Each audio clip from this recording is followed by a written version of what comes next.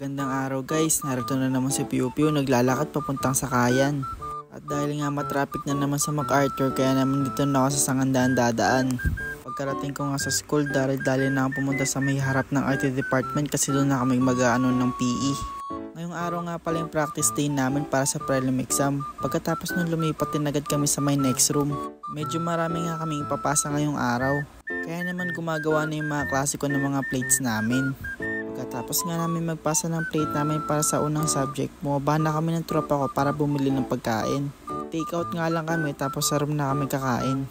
At syempre as usual, Chef Curry na naman. Kasakto pa doon yung gawa kong si Peter Pan sa taas. Tapos pagkatapos nga lumipat na kami sa my next room. Pinagawa nga lang kami ng SWOT analysis ngayong araw. Tapos pagkatapos nun, lumipat din agad kami sa my next room. Bali yung ginawa nga pala namin sa SWOT analysis, pumili si sir ng mga magre-report. Tapos ayun lang, pagtapos nun, lipat na kami. Pagkababa nga namin sa 7 per, nagmamadali yung mga klasiko kasi pagpapasahan na mamayang 6:30 yung plate. Bali kailangan pa kasing picturean tapos ipost sa canvas, hindi lang yung papasa yung hard copy kay ma'am. Ang lulupit nga ng gawa ng mga klasiko dito guys, kakaiba rin, iba-ibang Disney character. Tulad nitong kay Denise guys, kay Moana, ang ganda nga ng pagkaagawa niya dito. Tapos itong kay Cha, yung kay Dr. Doom. Tapos yung bata naman sa Up, yung gawa ni Villar, napakaganda nga. Tapos nakita ko nga rin yung gawa dito ng tropa kong si Gerald, napakaganda nga ng gawa niya. Pati yung harap may design pa, napakalupit.